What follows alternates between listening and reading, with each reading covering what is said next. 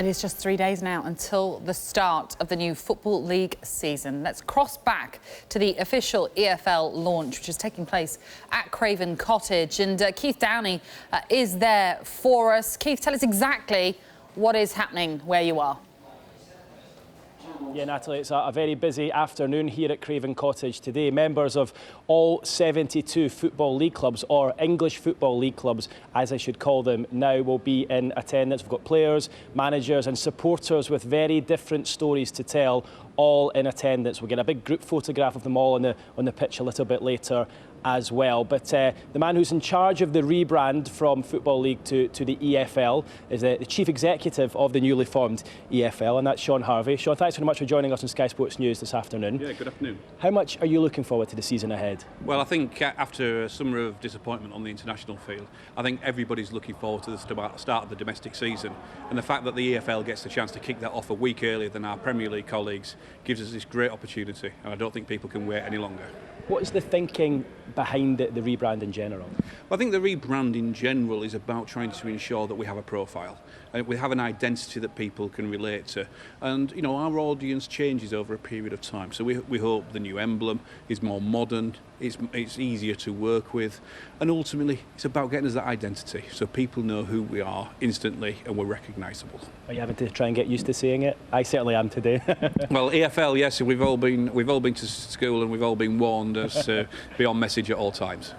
In terms of this season, just looking at the Championship first of all, it looks as though it'll be a very strong league. You've got some big name managers in there. How much are you enjoying that, to have the likes of Rafa Benitez, Gary Monk at Leeds, where of course you used to work, and Roberto Di Matteo at Aston Villa? Oh, big name managers and big name teams, you know, all are massively important to the communities that turn out and watch them in great numbers, and we were suspecting greater numbers than ever before. You know, the managers that you've just referred to actually bring a real credibility and authenticity to our competition. But it's not just them. There's some really experienced football managers. You know, Mick McCarthy's been around for years. He probably won't thank me for saying that. There's a whole suite of managers who have made their name in trying to get clubs promoted from the Championship to the Premier League, which, after all, in terms of the Championship, is what they are striving to achieve. We've also got new teams in the division and new managers coming in who want to cut their teeth against the big clubs and against these big managers. I think we've got all the ingredients for a wonderful season. Do you think the arrival of the likes of Klopp last season, Guardiola, Mourinho coming back, does that work to your advantage, because you see the likes of Di Matteo and Benitez, who have won the Champions League, Nigel Pearson, Gary Monk, all in the Championship? I think it does. I mean, you know, there's 20 managerial jobs in the Premier League, and if a manager's adamant he wants to stay in England, obviously the EFL is where they have to come to. So I do believe it has increased that profile. But we've also seen that with players as well. There's players probably in our competition now that wouldn't have dreamed of playing in it a few seasons ago. But that's also true going down to League One and League Two. It doesn't just stop at the Championship.